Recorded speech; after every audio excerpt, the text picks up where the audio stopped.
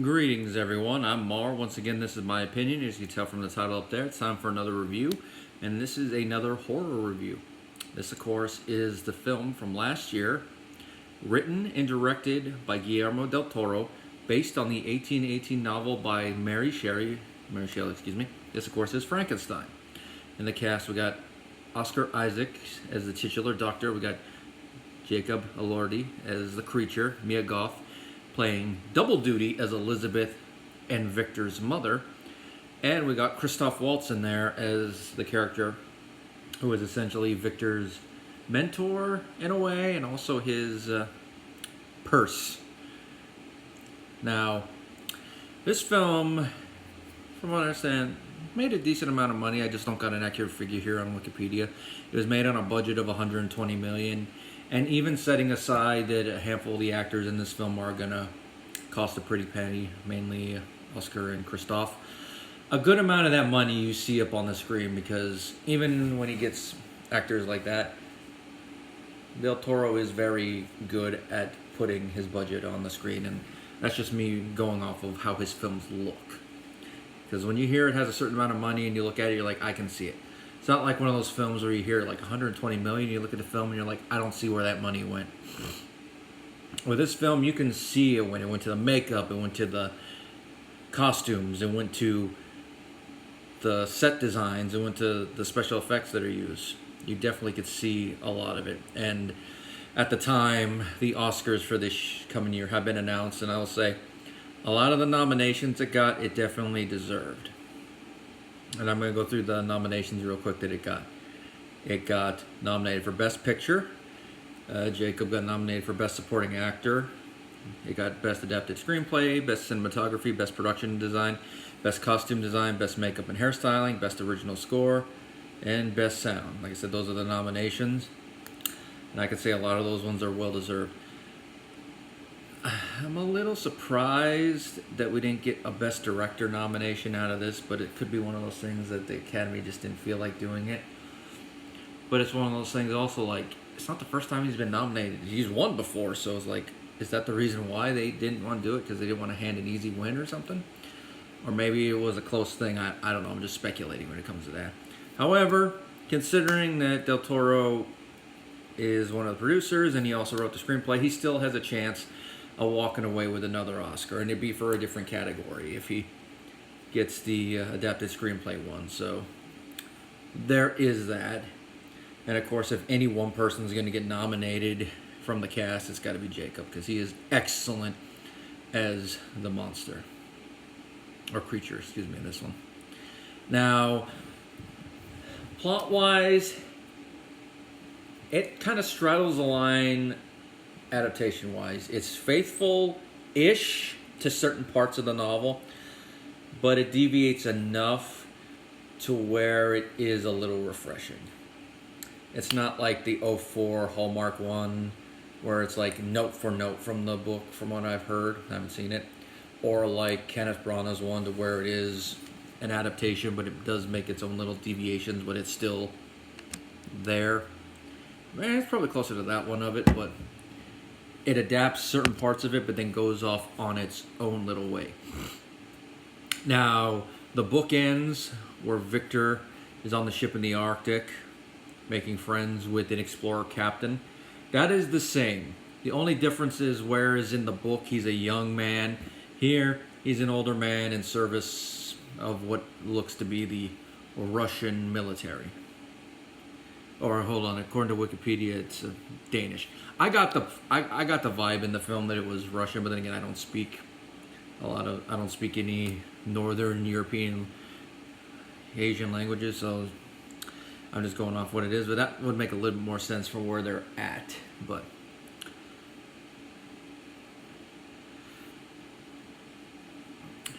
and of course, once he's on the boat, we get into a nice little thing that they have, and that is where for the first part of the story, it's Victor's story, then for the latter part, it's the creature story. A nice little way to throw that in there, because if you haven't read the book, for the part of the story where we find out what the creature did after the creation, he's basically monologuing to Victor, telling him what happened. So to throw that in is nice. We also got a little prologue moment. And having the two of them as narrators is a nice way to throw in the fact that the whole novel is essentially the captain writing down what Victor has told him. The beginning of Victor's tale, we see him as a young man. We see him mainly hanging out with his mother at the family estate. And this is one of those things that initially might be blank and you miss it, or at least I missed it the first time I saw the movie just because of how it was edited and also a little bit of the makeup design. But this is where we see Victor's mother is one of Miyago's two roles in here. Like I said, the other one is Elizabeth. And there's a lot you can read into that, and it seems to be very intentional. Now, I didn't notice it was her at first, but there was something about her. I'm like, why does she look familiar? Then later on when I looked up the cast, I'm like, oh. It was like, oh. That explains the shot when with Elizabeth. There is supposed to be that little bit of Freudianness to that moment. And Victor is very close with his mother. Now, one change that Del Toro makes to Victor's home life, it's a double. But one is that his father is absent a lot. I don't remember his father being super absent in the book. But the other, of course, is that his father is very domineering. From what I've been told, it's a very, very traditional Hispanic father archetype. Now, as I made clear, even though I am Mexican-American from my dad's side, I was raised by my mother's side. Southern by culture, but Scots-Irish by nationality. So that's, if you ever see my TikTok, that's why I put Southern Irish on there. Now, because of that, I didn't really see a lot of these stereotype-like things, and I don't know how many of them would apply to my family anyway. But I do know the stereotypes just from the cultural zeitgeist, having other Hispanic friends, so I do know they exist. So seeing it in there, I know Del Toro was at least semi-close with his father because of the whole thing in the 90s where his father was kidnapped, and thanks to James Cameron, he got to pay the ransom to get him back. Now that might have been when they were adults. When he was younger as a kid, it might have been a little different. He might have seen more of these archetypes that he's drawing on it. But it's definitely the antithesis of what Baron Frankenstein is in the book. In the book, he is a very devoting, very loving parent. Now, I don't know a lot about how parents were in Mary Shelley's day when she was growing up. But I have a feeling it's not as devoting, or at least for the most part, as she portrays the Baron. If there is some lovingness, it probably wasn't as depicted in there. Now, to that end, that could have been her portraying how her father was, or at least taking the better aspects of how he was as a father and amplifying them into the perfect parent in her eyes. Or it could be her saying this is how a father should actually treat their son or their daughter, doesn't matter the gender, their child. And now some people might say, oh, you're just speculating on that. True. But considering how much of a feminist for her time Mary Shelley was, which was a continuation of her mother's own beliefs, it would not surprise me if that happened. That's one of those things you'd have to look more into the writing process of Mary Shelley on that. That's just me speculating at this point, like I said, but it's one of those things that wouldn't surprise me. Now, of course, the Baron in the movie, he is a straight up, like I said, the Mexican father asshole archetype. And of course, if you are going to do that archetype, who better to play Baron Leopold Frankenstein than Charles Dance? Tyrion Lannister himself. Perfect. Now, some would say, well, he's a little old to be playing a character that has children. That's true to the novel. Baron Frankenstein was a little bit older when he met and married his wife and had children with her, of course. Now, if you know anything about genetics and all that, that might explain a little bit of why Victor is the way he is as well. Because by the time he is of age, the random mutations with the Baron's reproductive material and all that, but that's a whole other video of speculation. That'd be an interesting video, though, about did the Baron's age impact how Victor ended up coming out, in addition to his being raised. In this version of it, undoubtedly, it'd be both nurture and nature, whereas in the other ones, I guess you could say it's a little bit more of nature fighting at nurture, but then again, I guess his mother dying when she does is also kind of nurture. Now, here we see the whole time that the Baron is a dick, that the only main reason he married the mother was her dowry. He's off playing doctor, and he is really much a jerk towards his wife. I mean, he's doing it from what he thinks is her own good, making her eat the thing that's drenched with the beef droppings and all that. I know there's a lot of nutrition in there, but at the same time, it's like, dude, that's not nice. And then, of course, how he treats Victor after she dies, and there's a second son there. You know, there's vanity. Very, very strict. So no wonder Victor is the way he is, where he hates his dad and wants to be better than him, which I get that. I mean, that's the whole reason that Jake the Snake Roberts went into wrestling, was to be better than his dad at his dad's own game. So for him to go into medicine and try to figure out things his father couldn't figure out, such as how to stop death, what better way to spite and get vengeance on his father? Now, part of that also is that Victor wonders if his father did all that he could. Now, he says that, but with how he's presented, and this is not something that's said, this is more like a subtextual thing in the scenes, the Baron strikes me as a man that if it came down to saving his wife and saving the child, he would save the child and damn his wife. Like I said, it's subtextual with how the scenes are shot and how everything is edited and how certain lines are delivered. But that was the implication I got, especially watching it a second time. Because if I haven't said it in this video, I've seen this film twice on the big screen so far.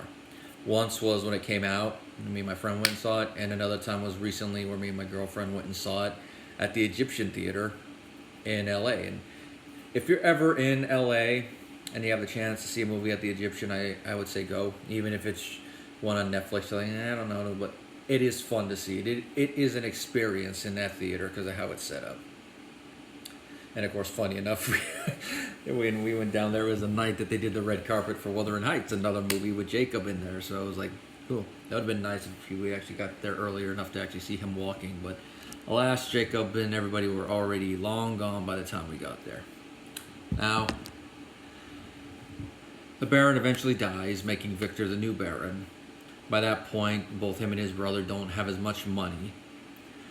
It's basically the title and whatever minor incomes come with it. Now, Victor goes to medical school, and we catch up with him when he's trying to defend what he's trying to do, which is restore life.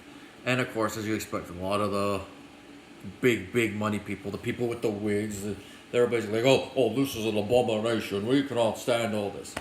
Now, Victor's fellow students are more like-minded with him. Maybe not all of them will want to go and do what he's doing, but if he can show it's possible, then good. Now, Victor has studied abroad because he mentions Qi, Eastern concept, and shows that you can do it. Now, it is impressive what he's done so far, but as we find out in a following scene when Christoph Waltz's character starts talking with him, it was just a dog and pony show, to use a modern euphemism. And part of the reason for that was that he could, using the nervous system and electricity, bring it temporarily to life, but it's not self-sustaining. It's kind of similar to how in the Brahma version they have the little monkey arm and they make it move and all that with the electricity, but with a more corpse-like thing. He shows that it's possible, but he doesn't have the funds and he doesn't have more of the research in order to do it. And this is where Christoph Waltz's character, Heinrich Harlander, comes into it. Who is an arms manufacturer who agrees to fund Victor's experiments. Now, one of the things he does is he introduces Victor into another way in order to bring this creature to life, and that is involving the lymphatic system. If you know what lymph nodes are, it's another circulatory system inside your body. You can get cancer there and all that. Now, I don't know enough about medical history to know if doctors knew about the lymphatic system back then.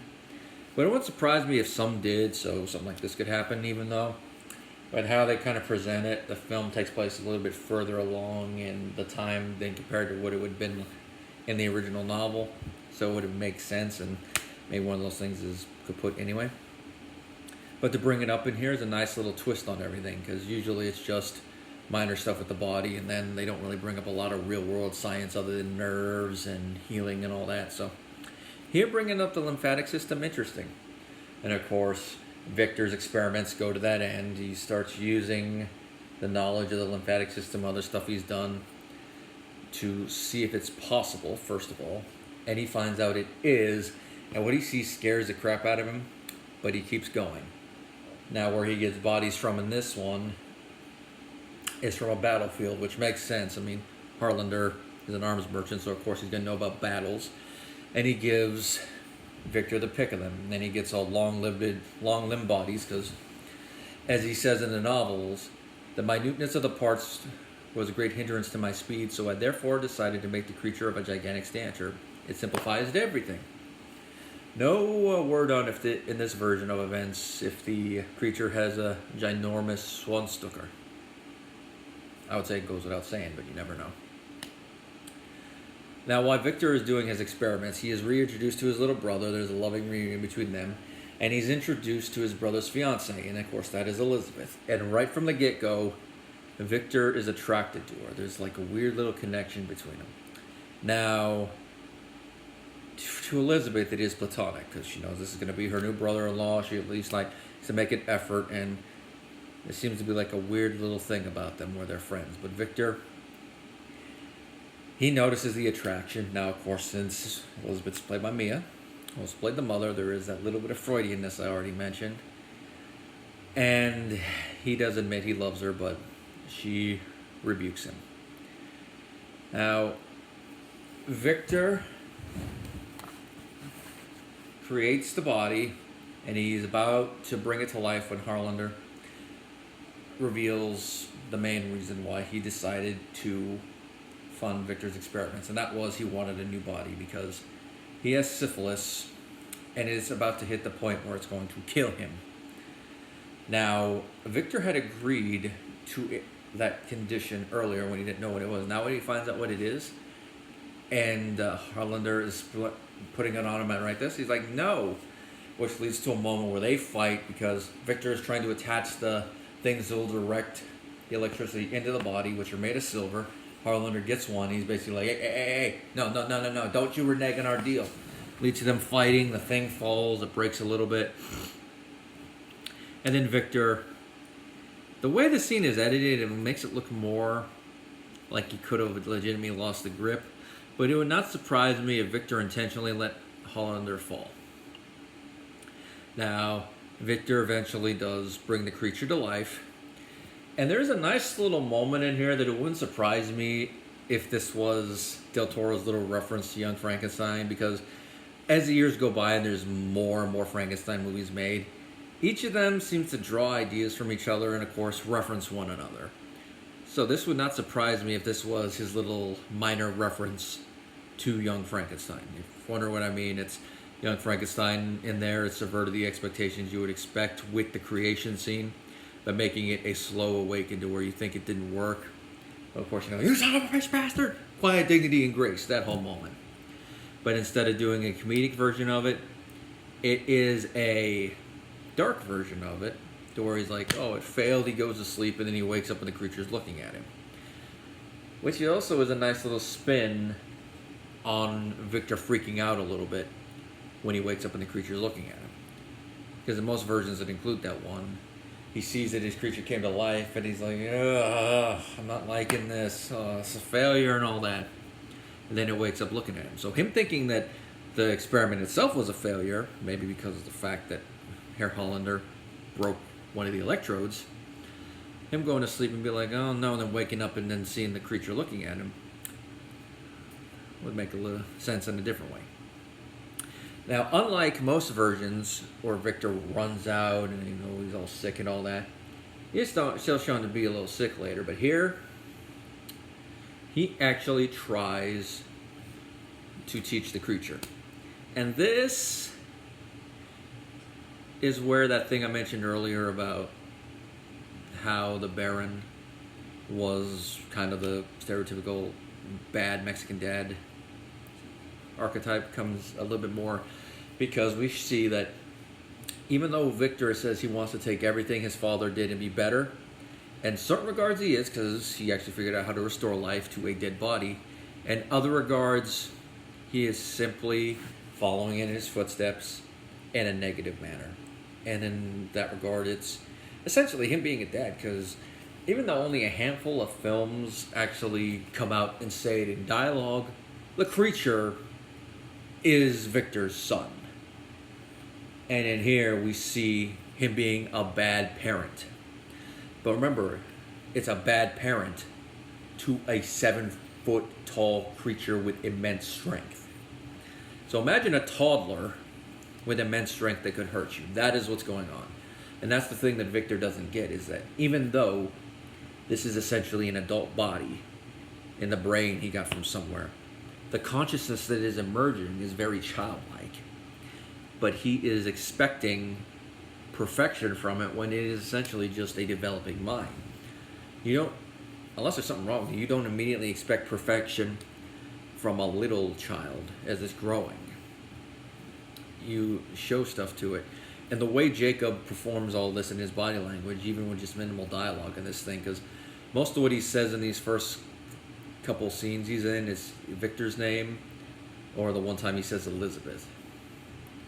It's just all in his body language. You really get the whole thing of him being an infant in a giant body. And of course this leads to when Elizabeth goes in there, one of the most tender moments in the movie, and of course it's quotable and all that, where the monster is trying to communicate with Elizabeth, the whole hand thing where he gives it a leaf and she's like, "A leaf? For me? Thank you." Because you see, Elizabeth gets it, where Victor doesn't. And he just repeats all the negative attributes that his father did towards him, but worse. And of course, it ends with him basically destroying the lab and him thinking he destroys the monster, even though he does change his mind at the last moment, which of course leads to him losing his leg. I'm not going to spoil the whole context of the scene, but he does. Now the creature manages to escape. We find out the specifics how in the creature's version of events. Explains that he got out of there, he found a farmhouse after he got shot. A family was staying there, and this is where we get the blind man scene. Now, we go from having one Game of Thrones actor to another one. I'm looking for the name right here in a little bit of notes. Oh, it's got to be here somewhere. Oh, there it is. David Bradley. That name doesn't sound familiar to you. Of course, you might recognize him as Filch from the Harry Potter series, but since I brought up Game of Thrones, it of course is Walder Frey from Game of Thrones. So we got two in there. Perfect man to play the blind man. Now, as you would expect, it is going to end in tragedy, but unlike most versions of it, it's not what you would think. Most of the time, it's either going to be the family comes home and shoots a monster out, or like in Bride of Frankenstein, the hunters show up and ruin everything. In this one, it's nature that ruins it, because the wolves that had attacked earlier come back and they kill the old man. But before that, things were nice. He was staying with the old man. The old man was teaching him how to read, which I know you're going to say, how does a blind man teach you how to read? Well, remember, he wasn't always blind. And he does know the books well enough to teach. And he already taught his granddaughter a little bit of how to read. So teaching the creature is a bit easy. And of course, this makes him being articulate makes sense.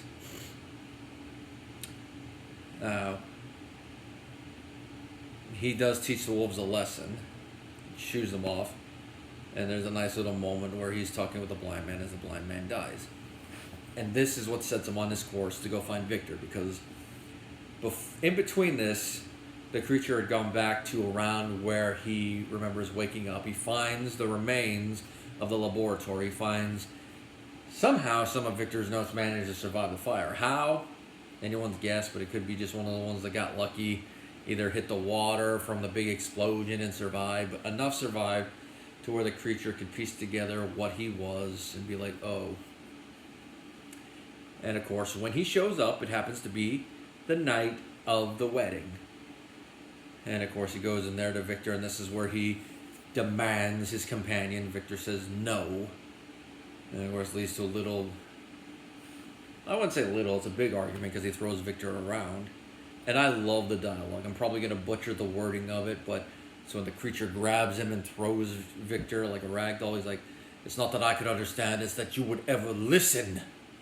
Which is a nice thing to say to Victor, because he's good at talking, but he does not like listening to others. And of course, Victor does end up trying to shoot at the creature, and inadvertently, Elizabeth gets caught in the crosshair.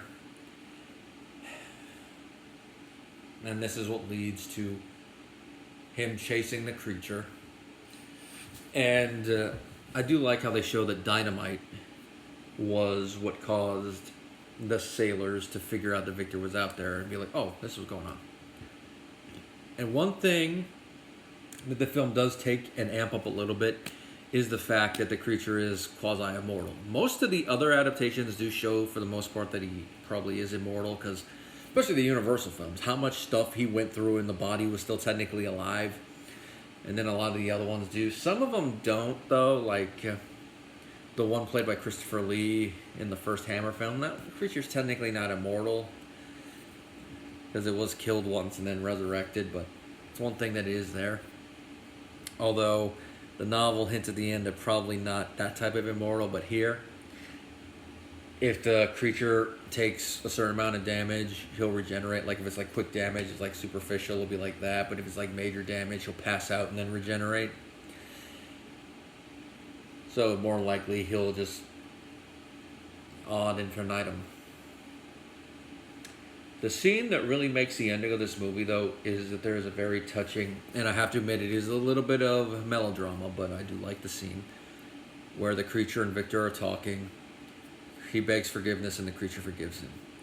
It's a nice little moment, and part of the reason I like it is that not that many adaptations have something like this, and even in the original novel, the creature never gets the chance to talk with him at the end, or to beg forgiveness. They never get to make peace with one another. The closest we probably get is a little bit of the end of Bride of Frankenstein, where he's like, oh, you live, you stay, we belong dead. That whole moment. From the creature's side in the Brana film, there's a little bit of there, but then again, there probably might be some in some other film I haven't seen. But to have that there as Victor dies, it's a nice little moment. And of course, the creature just walks out into the Arctic, and he decides he's going to live. And I do like how they show that his resolve now is to live. Where it's with the sunrise coming up, and he pulls this thing back, and he feels the warmth. Not only is that a good way to show his resolve, but it's a nice little callback to earlier in the film, when one of the first things that Victor shows the creature is the sun and its warmth. That was a nice little moment. Probably, and early on, that's one of the few tender moments between Victor and the creature, between father and son. And the whole thing with the sailors, of course, like in the book, after everything they see, they decide they're going to head home. Now, several men do get killed on the ship when the monster is attacking. Just throw that in there. I know I haven't addressed that stuff. And I do like they bring out a blunderbuss. That was cool. There's not really much else to say about this. I mean, I said all the special stuff, like the makeup for that creature, excellent. I do like how it definitely looks like different body parts stitched together, and of course to that end in the creation scene when Victor's stitching it together, I do like that you see him pulling muscles apart, and you just imagine all the sinews and stuff and all that. So, and of course the hair growing, I do like that there is like subtle changes to the makeup and all that as it goes along. Like earlier, it definitely has that more stitched together thing, whereas later you can definitely tell that the creature is healing. Although the more damage he takes, of course, some of it does kind of come back a little bit because he's gonna have to heal a bit more. Of course, all the elaborate costumes, excellent work with the costumes there. The set design just as excellent as like I said earlier, and of course the acting. Like I said, Jacob especially, you definitely do believe him as the creature at different points in it.